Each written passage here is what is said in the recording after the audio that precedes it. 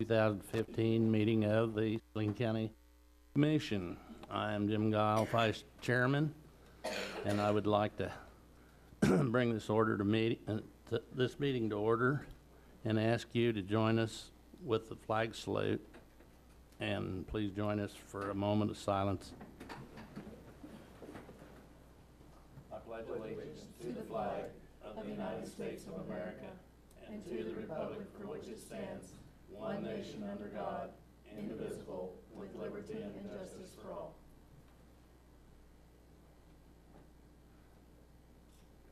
Thank you. At this time, we have a public forum. Huh? Okay. Call roll. Commissioner Guile? Yeah, here. Commissioner Price? Yes. Commissioner Larson? Here. Commissioner Smith? Here. And Commissioner Shadwick, and I see he's not present. This is, Give me that over there. no, this isn't it. Had it here. Oh. Okay, at this time, this is a public forum will be open at this time, and you have 3 minutes to get up, and anything that's not published on the agenda, and the forum is now declared open. Anybody?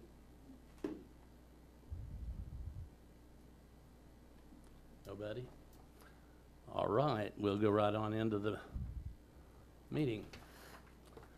Okay, it's item number 1, resolution 15-2171, and it's also RFA 164-15, annexation of county land and right-of-way, and have the staff report by David Neal, Planning and Zoning Director.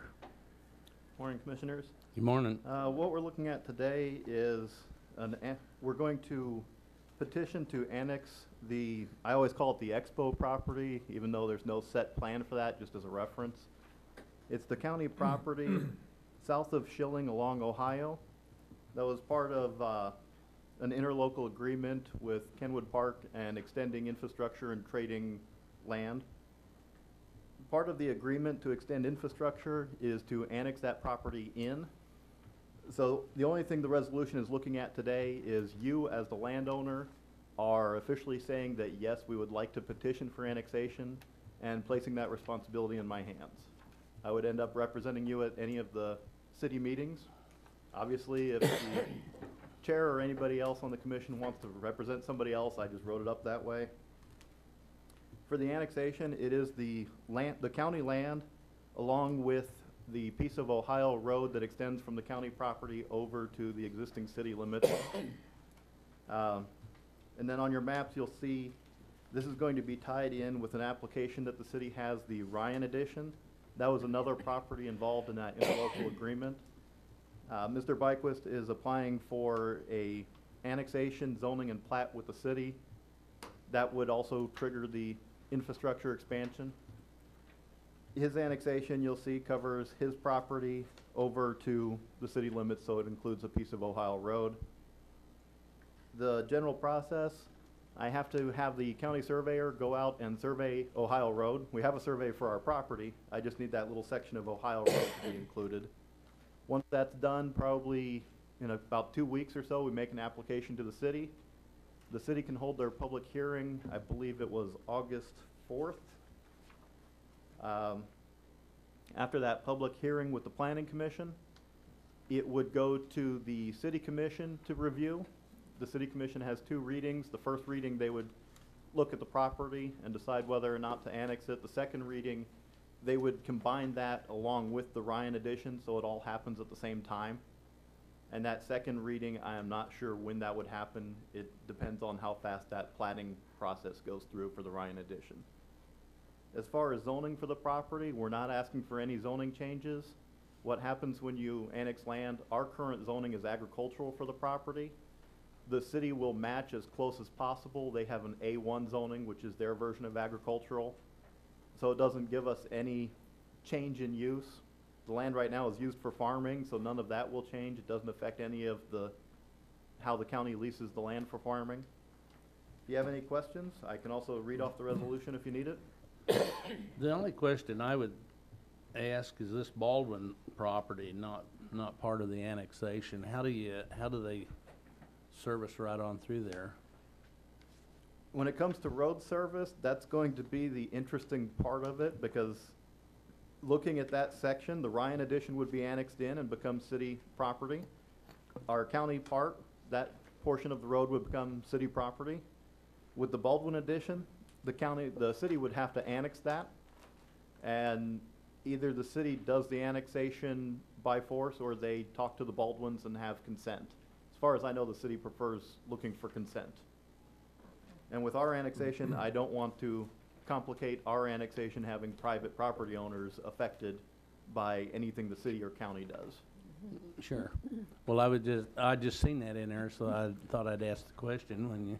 And it may come up in the future that the county requests the city to annex that portion of roadway easement. So it is something that the city is aware of, and they need to look at that. Mm-hmm. So is that a thing that the county requests the city to do then?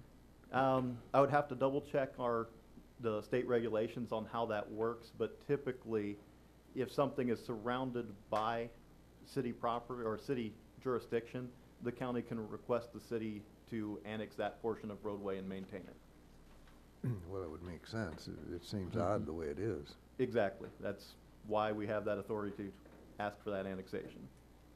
And the reason we're not doing it now, With this piece, all we're looking at today is saying, yes, we would like to make an application for our piece of land. I would create a separate resolution if you want to create that, force the annexation of that small section of Ohio.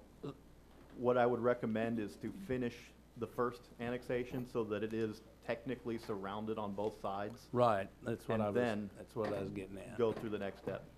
Okay. And I've been working with the city planner to see if they can work it out, let the city do that work for us. Okay. So we're just talking about that The southern two part? pieces. Yeah, Right. the Yeah. southern, The This southern is part only is- thing that's left. okay, that's how I understood that. Mm-hmm. All right. Any questions from the staff? Seeing none, any from the public? Up to the podium and state your name and. Yeah, West Jackson, 2400 East Waterwell Road, and president of the Land Institute. I just have a question about the the provision for the both water and sewage penetrating southward, and one thing I read was into that county property where the expo would be, if there were to be an expo. Yeah, if there would be. But no, the language that I saw, maybe my interpretation is incorrect, was that it would extend into the county property. The utilities is what he's talking about, I going think across that. He's Baldwin looking at line. the interlocal agreement, and for a lot of that, I would have to refer you to either county administrator or legal advice. The plan, as far as I understand, for the city at this point, is to run the infrastructure across, I don't want to say across our property, it would be in front of our property so that we could gain access to it. It will either run south, straight down Ohio, or it will stop at the, I forget the name of that road there, and cut over to serve some of the industrial properties. That depends on what the city needs to create their infrastructure, to create their water loops and sewer lines. As far as going into the property, and I can't speak specifically for the city, and I don't want to speak entirely for the county on this because there is a contract between the two. But typically, in my experience, when you discuss infrastructure, city infrastructure is run through the right-of-way. And in this case, barring contract agreements, that's something separate. But normally, as a private property owner, you would have to tap into that water line, into that sewer line, and then extend that onto your property itself. So I don't know if the agreement specifically will call for running anything onto the property or just making it available to the property. Should we have known that before we started discussing this annexation? I would say you'd want to have everything available, and you don't have to do any of this today if you want to sit down and have a study session, because there is an interlocal agreement involved in this. Yeah, I just see too many variables still. Excuse me for saying this, but it seems like you have a lot of ifs, ands, and buts in your explanation, so I'm a little bit concerned now. And with Mr. Jackson asking this question, I'm not comfortable with this now because of all the ifs, ands, and buts. And it seems like you don't want to speak on their behalf. There's no one here from the city. Right, I can't speak for the city. Yeah, okay, thank you. We probably didn't answer your question, did we? No, the language I read seemed fairly strong, that it was conditional that the penetration of the services would be onto the county property. Was this language on the city side? Did you read a document on the city side? My wife's on the planning commission, and I was reading it last night. Okay, well, you've got one up on me. Yeah, so then now perhaps it's my misreading. There is a certain room for ambiguity in the language, but my concern is that this then has the tendency to have what we might call a growth-inducing impact onto that property that would then increase its value for development, even if the Expo Center is voted down again. And so, quite frankly, we're interested in that property to purchase, because just to the south is our 72 acres, and to the east, well, we're surrounded by this land, which of course we would like to buy for agricultural research purposes. And so I'm curious about what the future intent might be. Okay. I'd like to comment that Reynolds, Fowler, and Duncan traded this small sewer line for Oakdale Park and all of our Expo Center buildings, which is a big value. And in order to get our return back from what we gave away, as far as I'm concerned, the county gave away and didn't give it away, but we are going to get this sewer line. That sewer line is going to make that property worth more money. So if we don't build an Expo, somehow we have to come back with the taxpayers' money that we've thrown away. And I know that might affect you if you wanted to buy it as agriculture, but the land, let's face it, Saline is going to move that way sooner. It's moving that way. And you can't stop progress.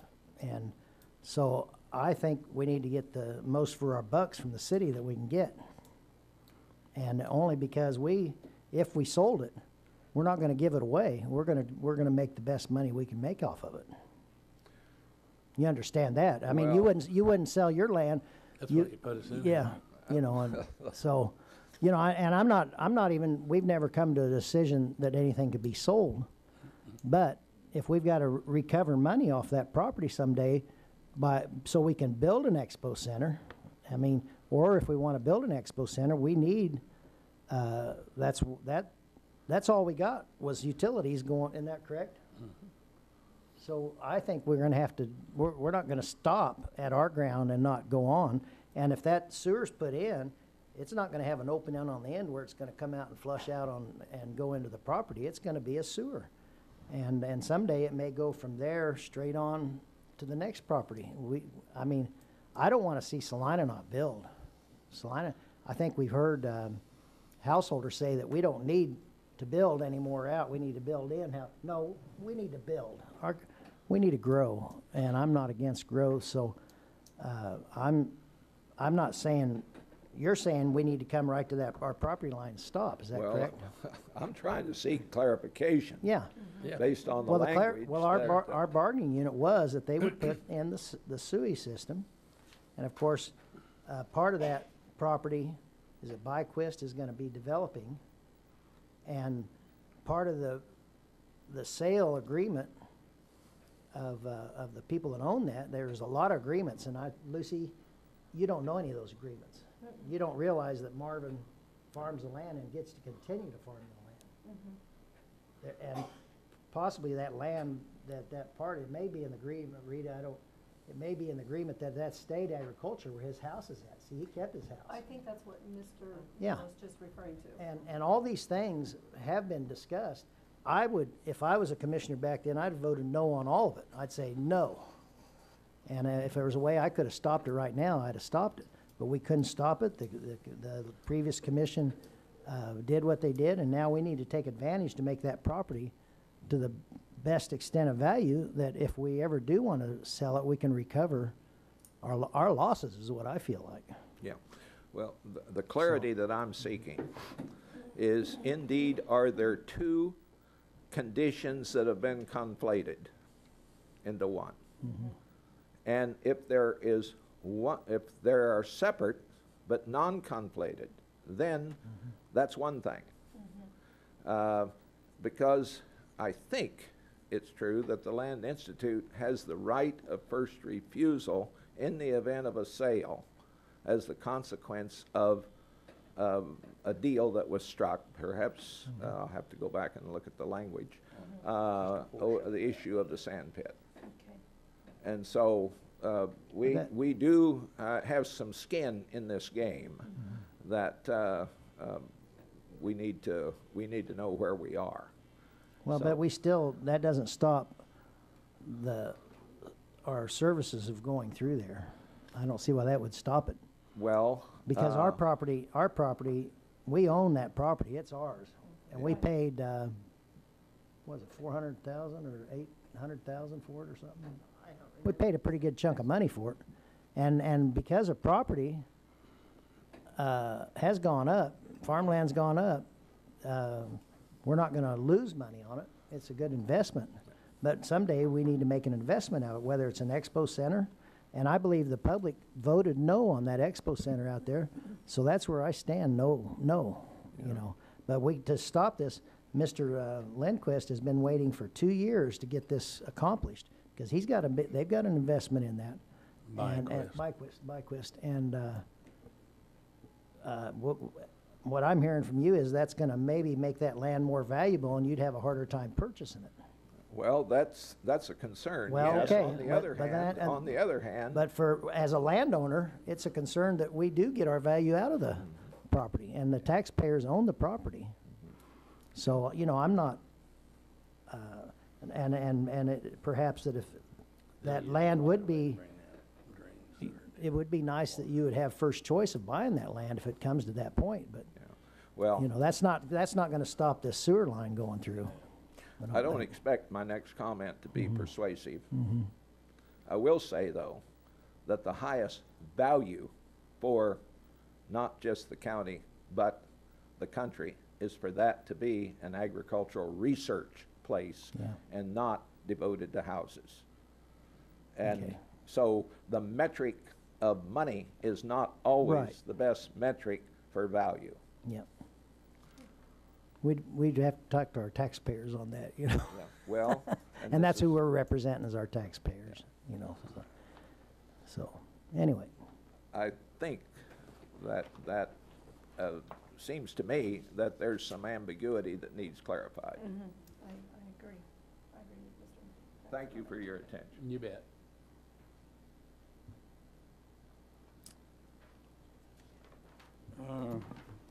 Good morning, Commissioners. Good morning.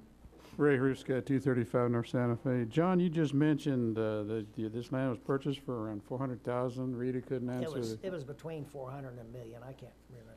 Well, I didn't purchase it, so I don't. I'd know, heard, but it was- I just wanted to clarify this, and maybe someone can, that I heard it was 700,000. Well, that's probably, I was thinking 800. I don't know, maybe Mr. Guile could verify that. Isn't that about what it was, Jim? Yeah, I think it was 600, 700,000. Okay. It was in that neighborhood. And you mentioned about, no you know, idea. farm prices are going up. You know, I've read, I've read information that the farm prices are starting to slide. I haven't So, seen it anywhere yet. well, you know. I've read a few articles, and nothing is forever. So you just gotta, it's called, you know, business, economics, and we're all gonna, it's gonna be a roller coaster. When it finally falls, it's gonna fall big. Dad paid $200 an acre for his land, and I know it hasn't fallen below that yet, so it's a Yeah. good investment, good investment. Well, yeah, that's true. You wanna sell me some for 200,000? Well, that is what you do it for. Thank you. All right, come on up.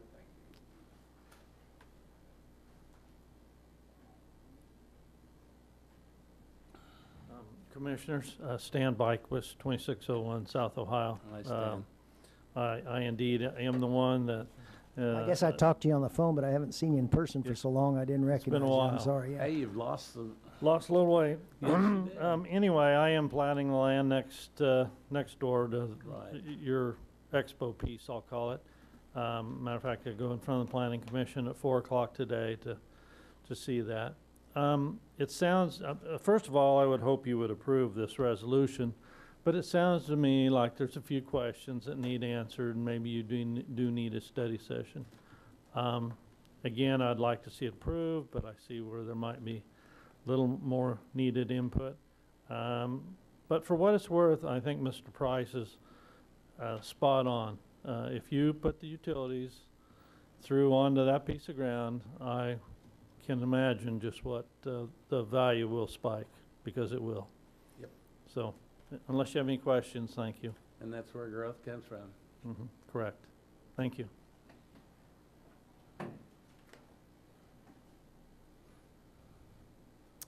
Anybody else?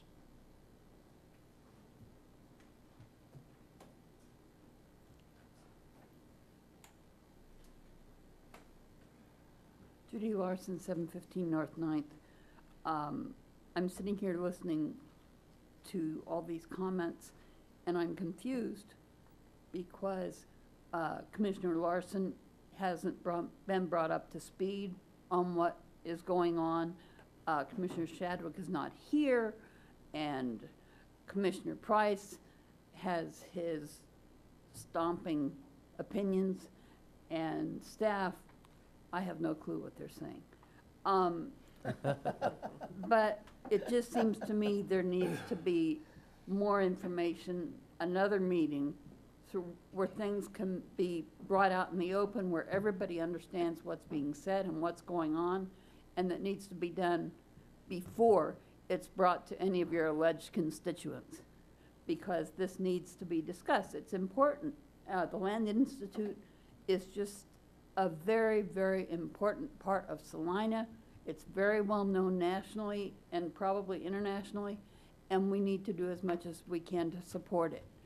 And all this argument and discussion isn't gonna do a darn bit of good.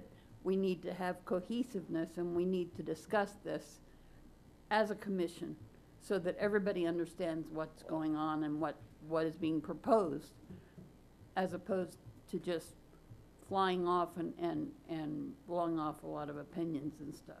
If you would just come together and talk about it so that everybody understood, and a full contingent of the commission would be very helpful. Thank you.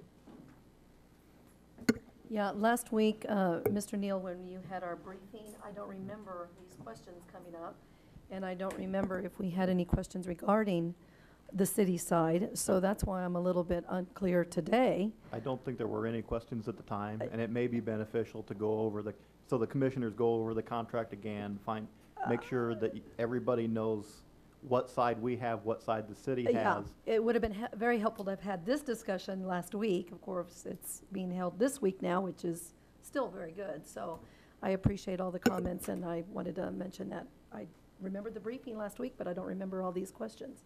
Yes, sir. Norman Randall, West Pleasant Hill Road. Economic development, it might be good for the short term, but not for the long term. As Mr. Jackson says, we're going to have problems 30, 40 years down the road raising food. And if you keep covering up all this good farm ground, you ain't going to raise food. So we don't need economic development anymore. We've reached a point in the world that we're overpopulated.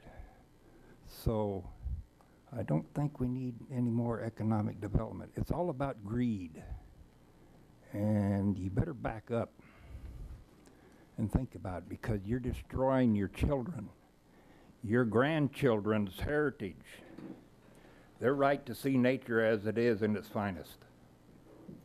Well, we've been working on this for over two and a half years, and if Mr. Byquist doesn't have a problem with us tabling it and getting some more input on it, then should I make a motion we do that? I think we should. Okay. just wanted- That's why I asked the question I did, because I didn't understand. I mean, it's been one 2.5 part of it. years, so a few weeks isn't You going to hurt bet. anything. It's so, not gonna hurt anything. I just wanted to clarify, Mr. Neal's notes in here say that whatever motion is made today, we will require a majority of 3 votes. Is that correct? Correct. Any move you're making is just a normal majority for the commission. Okay. So I'd make that motion then that we table this at this time. Okay. I'll second that. All in favor, say aye. Aye. Aye. 4-0. And, Mr. Byquist, you understand we're trying to work for you. I mean, we're trying to get this thing resolved. Thank you. And Mr. Jackson, I'm trying to get all my questions answered as far as what you read in that document, so. Unless the city'd like to give us our park and our buildings back, that'd be fine with me. Yeah. And commissioners, if I could just recommend at your next agenda preparation, find a time whenever. It doesn't have to be at the 11 o'clock session. It can be In an whenever. afternoon session. Yep. Well, and my recommendation is that we also have some input on the city side, so there is no question regarding the agreement. Correct. Okay. And then at some future point, we'll just hold an 11 o'clock session for the resolution itself. That would be great. You'll be there to maybe mention it to the city today, what's going on, and then we'll get all these answers. Yes, okay. Thank We you. appreciate that. Okay. Item 2, approval of application to off-system bridge program for Manor Road Truss Bridge over the Gypsum Creek. Have Mr. Neil Cable here, county engineer, to give you an update on that. Good morning, Commissioners. This item for You know, your there was only 3 of consideration us is here, the and that's probably the reason why. off-system bridge program for federal fiscal year 2017. And just a little bit of background, the Kansas Department of Transportation issues a call for off-system bridge program. And this is for federal fiscal year 2017, which begins October 1st, 2016. Federal law and regulations require that a specific amount of the state's apportionment of surface transportation program funds be used for the replacement or rehabilitation of eligible bridges located on roads that are not on the federal aid system. To comply with this requirement, KDOT has established this off-system bridge program. The federal funds that they allocate to this is $8 million annually, and it's distributed on a competitive basis, and so every year we submit a bridge for consideration to be accepted, to be funded under this program. So this program, if you're awarded a bridge, will pay for 80% of the cost of the bridge, and then the local match is 20%. And this was a $500,000 bridge, isn't it? Yes, Is sir. that okay? The one we're proposing this year is, we've proposed a different one in past years for a few years running, and it wasn't selected. And we understand that KDOT kind of focuses this program to the elimination of fracture critical bridges. And Saline County, about 10 years ago, we had about probably 3 dozen fracture critical bridges, and we're down to 1 left open. And the one we're proposing for this funding is the Minter Road Bridge over Gypsum Creek. This bridge was built in 1927. It was originally on a KDOT, or Kansas Department of Transportation Highway System. And about 30 some odd years ago, they pulled it out of their system as being inadequate, and Saline County took it and made it part of our system. So it's quite an old bridge, 1927, what is that, 85 years or 80 some odd years 89. old already, and it's been in our system for 31 years. It is deteriorated, and it is our last fracture critical bridge to eliminate in Saline County. So that's the one that staff is recommending for this funding. The cost of the replacement is about $500,000. We're well along with the preparation of plans. We've done all the surveying in the field, and plan preparation is well along. So we have a fairly complete package to offer KDOT on this. And the deadline for submission of applications is July 17th. So I guess the action we're looking for today is for support of that bridge, or if the commission wishes to offer an alternative to that bridge. And then also, if you're supportive of submitting this bridge, commission signatures on the application. Any questions from staff? Not seeing any. Anybody from public? Not seeing any. How about a motion? It is a very important bridge that's gonna be. Yes, it is. What did you call those roads that are? The commission, we adopted, if everybody remember, probably about, I think it's 2007, the primary rural road system. Primary road, yeah. Yeah, Mhm. which is, we're attempting to keep. Those roads maintained. Yes, sir. Mhm. And that's where we focus our investments for the bridges. So Mentor Road is on that grid system. And so this is an important kind of backbone road to the county's road system. Yeah, it is a nice bridge to replace. Yeah, yeah. It really is, because gives you across Gyp Creek. And we're still quite a ways out from, first we've got to be selected, and Right. everybody in the, It's all not a done deal. 100+ counties Sure. in Kansas are competing, so we're just getting our name in the hat. Well, Mr. Chairman, I move that we approve the application of the off-road system bridge program for the Mentor Road Truss Bridge over Gibson Creek. I'll second. And all in favor, say aye. Aye. All right. Going on to item 3, disposition of field entrance bridge on Honig Road, and again, staff report by Mr. Neil Cable. This item for your consideration is a deteriorated field entrance bridge came to our attention. It's on Honig Road, about a half mile south of the Ottawa County line, and it is in a deteriorated condition, hadn't been used for a number of years. And so I know that several commissioners, or at least a couple, have been out there to observe it, and the farmer does have alternate ways to access his field. So this one is currently barricaded, and we'd like to go ahead and be authorized to remove the bridge at this time and recover our barricades and whatever timber recovery we can get out of the streamers. If we believe some of them are, at least some of them are recoverable.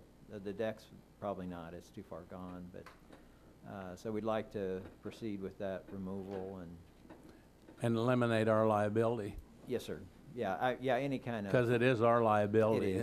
It is. It's in the road right away, so Right. Anybody that, if the barricades get moved and somebody thinks it's crossable and goes through, it's really kind of on us. Okay. Any thing from staff? Did you say it was a field entrance? Yes. So is that gonna be a problem? Well, that particular farmer owns all the way through from Honig Road to Gersh Road, which is not quite a mile east. It's a little bit offset there. But off Gersh Road, he has another entrance, and in fact, you can enter the field virtually anywhere along the road. There's little, Entrance, ditch. smaller entrance. Yeah. And yesterday he entered his house from that, Gersh Road. Gersh roadside. Yeah, he came through there when I was out there yesterday again. And, I seen the barricades, you got the barricades up now and everything, so. Yeah, it would, I would add that it would be an expensive, cost, it's not just like a culvert pipe. It is a large ditch. It's downstream from a box culvert and the flow comes through the box culvert and down the ditch headed for the river there. And so it's quite a long span. It's not quite bridge length. It's just shy of 20 foot is bridge length. Okay. So it would be replaced at the current width. We estimate $7,000 to $10,000, but it's only 20 feet wide now, and there's little. At the time it went in, it was probably adequate for some field equipment, but agricultural equipment's not. You wouldn't want to take Yeah. anything very big across. No. It's not wide enough. So we'd have to make it bigger. And you got a box that you guys just built not Yeah. too long ago, just down the road Yeah. there, that really puts a lot of water down. Yeah. Yep. Okay, any public? No public? Okay, come back for motion. Mr. Chairman, I move we accept the disposition for the field entrance bridge on Honig Road. Second. I'll second it. All in favor, say aye. Aye. Aye. Did you vote, Dave? Aye. Okay. Ready for next item? Item Yep. 4, Commission on Aging report by Leslie Eichelberry, Executive Director of Commission on Aging. Good morning. Good morning. Good morning. Thank you for allowing me to do this. This will be my first time to do one of these, so thought maybe we could talk a little bit about how busy we really are. Pulled some stats together for you. I don't have any stats, a compilation of stats for this year yet, but I hope to have those for the next report. But our numbers are going up. As you can see on our non-meal activities, we've increased 12.63% from 2013 to 2014. And those would be activities such as the exercise classes, painting classes, the sewing group, the writing group, anybody using the computer lab, anybody playing games in the afternoons, bingo in the mornings, all those activities. We're getting more and more people in. In fact, my instructor for the exercise class is talking about creating a second class, because if you've been up on our 3rd floor in the exercise room, which is the old courtroom, they're running out of space for seniors to be a part of the class. So she's talking about doing a second class. So we're getting quite a few people in the building. Not always the same people every day either. Some people come every day. A lot of people come certain times of the week. Some people stay for lunch, some people don't. So it's kind of a fluid thing. Our meals, I gave you also statistics by the month for meals in 2013 and 2014. In the dining room, you pretty much can see a drop every time we raised our prices. Sometimes it kind of recovers, sometimes it doesn't. For this year, we're experiencing some lower numbers too. We raised it to $4.50 in January, and our numbers have gone down. But we try to not raise it unless we absolutely have to. But food costs have been going up, and the electricity to run the ovens and everything has gone up, and so we felt like we had to. But we are seeing some new people in too. So while some people maybe aren't coming in anymore because we raised the prices, we do have other people, new people coming in. So it's just kind of a fluid thing on that. The other thing that I didn't have on here for you We've had some staffing changes. I had 2 people retire, 1 person resigned to pursue other options, and I have a new Meals on Wheels person hired. She will start next week. Her name is Linda Reedy. She's, prior to coming here, she was the city clerk at Hope, and so she's dealt with government issues and can handle that piece of it, and has dealt with scheduling and all of that. Right now, I'm filling in on Meals on Wheels until she gets here and we can get her trained. I also hired someone from a temp agency to be the receptionist out front. She's working out really well, loves what we do, and would like to stay, so it's looking like we might buy out her contract and keep her as well. The Meals on Wheels assistant position has been hired, and she's working out really well. So I really have one other position to hire, and that would be for the senior center itself. But, you know, even with the shortage of staff, people are still getting fed. People are still coming in having fun. There really has been very little, or people have not really been able to notice much of a change other than they don't see certain faces in the building. So that's kind of where we are on that. Any questions? Leslie, how many total employees are there? Right now, Well, normally. normally we would have 7 to 8. Okay, and by doing the math in my head, which is always kind of scary, it sounds like you're just down 1? Right now, You're right trying to now. still fill that one Right, spot? right, Okay. correct. And, you know, if our numbers continue to grow, we'll probably have to add additional staff. But Well, and you have the figures here for 2013 and 2014, but you didn't have them for 15, and I missed the reason. I don't have them compiled yet for 15, but I will have those at the next report for Okay, you. great, it would be good to compare them to. Sure. to And last it'd year only at be the half a same time. year at that point. But, Right, okay. but I will get those for you. I go over there and eat several times, and I've been real busy with harvest and haven't been lately too much. And my daughter was out; we were out of town, and I'm trying to lose weight. And boy, that food will put on the weight. It's good food. Oh, It is good food. well, and we do have a salad bar option. I you don't. know. I've been using that when Okay. I come in, and it's a really good salad bar. And Dave, we've been over there, and it's a great place to eat. And every once in a while I throw out, hey, it's liver and onion day. You better get it. When is liver and onion day? Is it coming up? I don't know when it is for Okay. this month, sorry. So I always promote liver and onion day, and they do have excellent food. It's not out of a can. It's like homemade eating food, and if you ever go over and see all the workers that come and take those meals out, and the people I went and rode one day, and not only do they take them the meals, but there's somebody to make contact with that person and see if they're okay and if everything's all right. And it's a great system, and $4.50 is not a bad price for dessert and milk and tea and coffee and a square meal, and you get it all. I mean, it's a Yeah. it's still a good deal. We really have been blessed with our volunteers, both on the Meals on Wheels side and in the dining room, helping out. There's probably 8 or 9 that help out at the senior center, and then 150 or so on the Meals on Wheels side. And we have just recently gotten some new ones.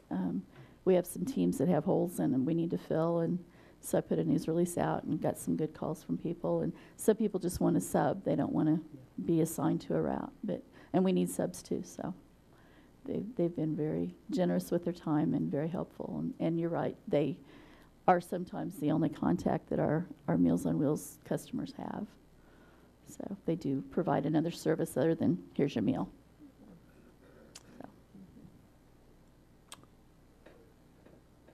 Thank you. Thank you. Appreciate it. Thanks, Leslie.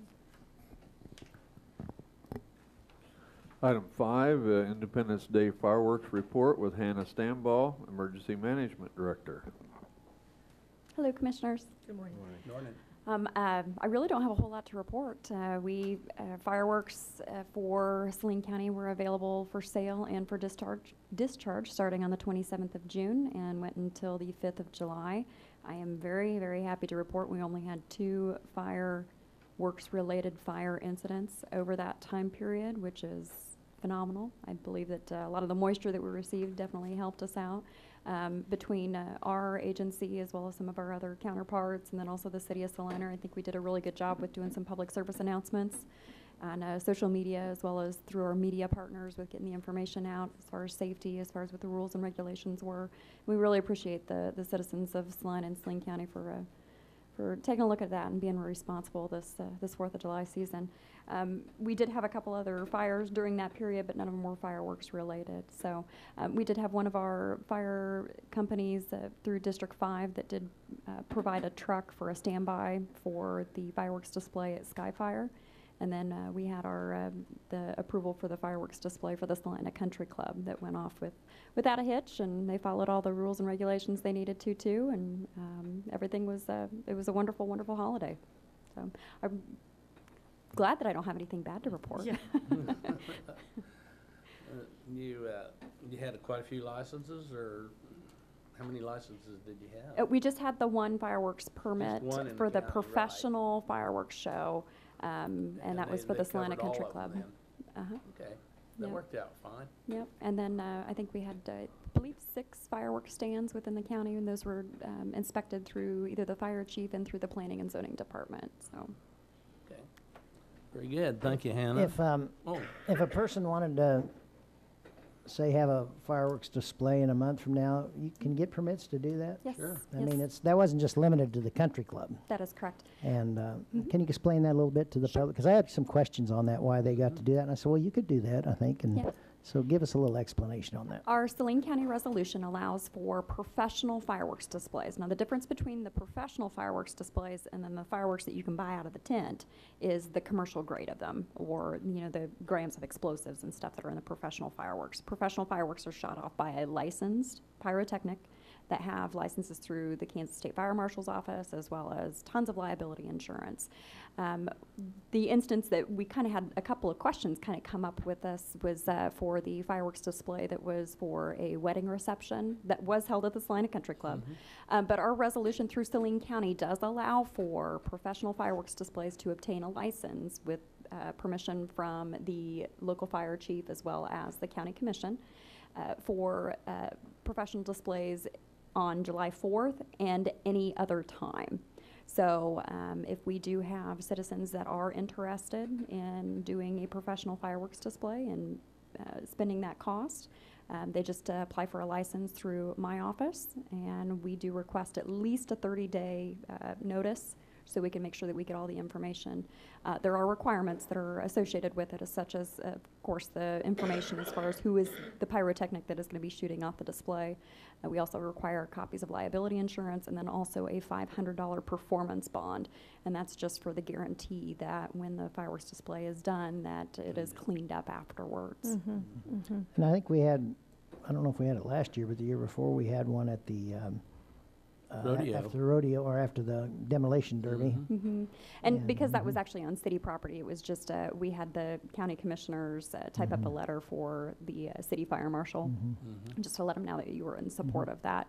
I would assume that probably we're going to have that again this year. I don't know. I have not heard from the fair board just yet. So 30 days are coming if up. by chance, Commissioner Larson, do you sit I'm on on that that board? board, Yeah. I'll If by find chance out. that comes up in conversation, just so we're not doing it at last minute, definitely, I believe it's one of the fireworks stands that is here in town. When they have leftovers, they'll get with the fair board and do a little play for them. Okay.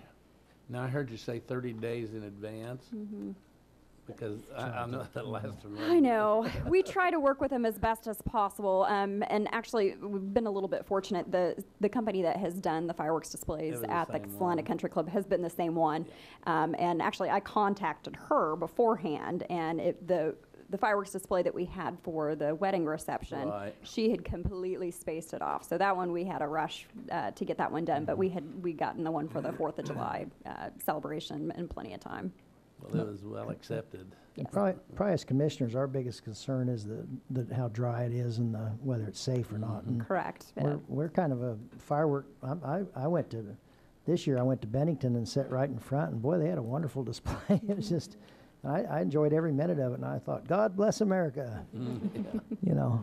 And even with things going on like they are, I was just so happy I like to see some fireworks. Of course, they lasted over an hour, and my neck got stiff, and I was ready to go home at the end. I saw enough, but boy, it's amazing the fireworks that are, and then coming home back to Saline, there's fireworks all over the city. Still at 10, 11 o'clock, it's just fireworks. Midnight. Yep, absolutely. I'd say I'm for fireworks. I like it.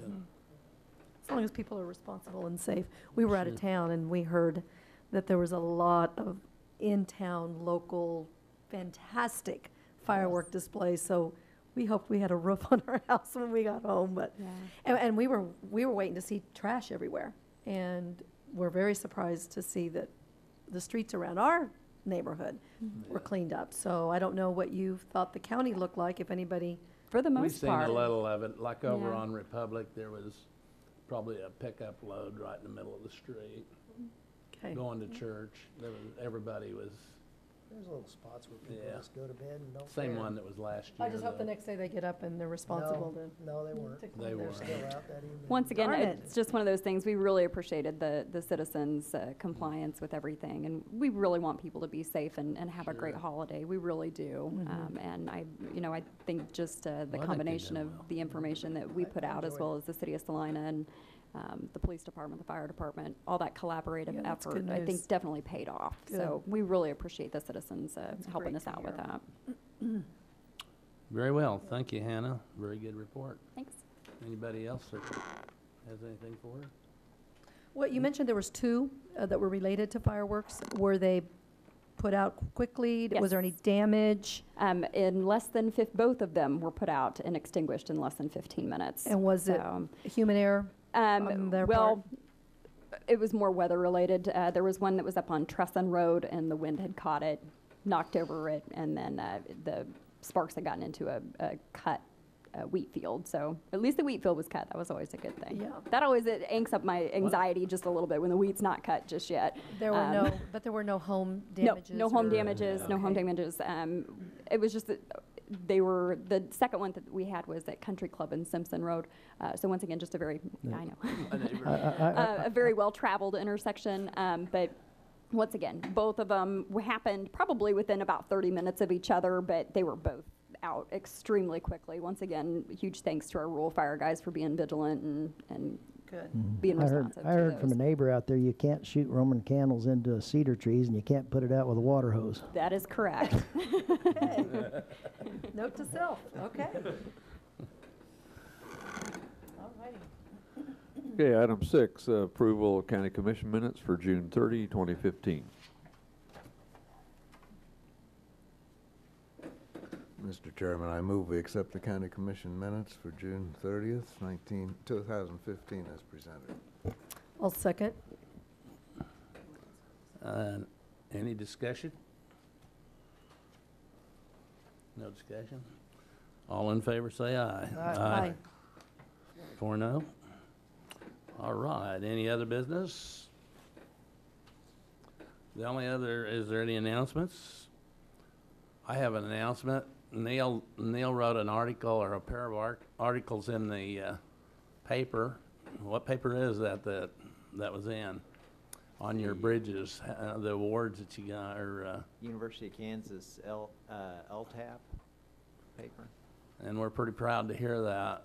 You got 2 out of 5, and we could have probably got 3 out of 5. Yeah. Or 3 out of 6. No, I think the county's done a great job. Thank you for what you do.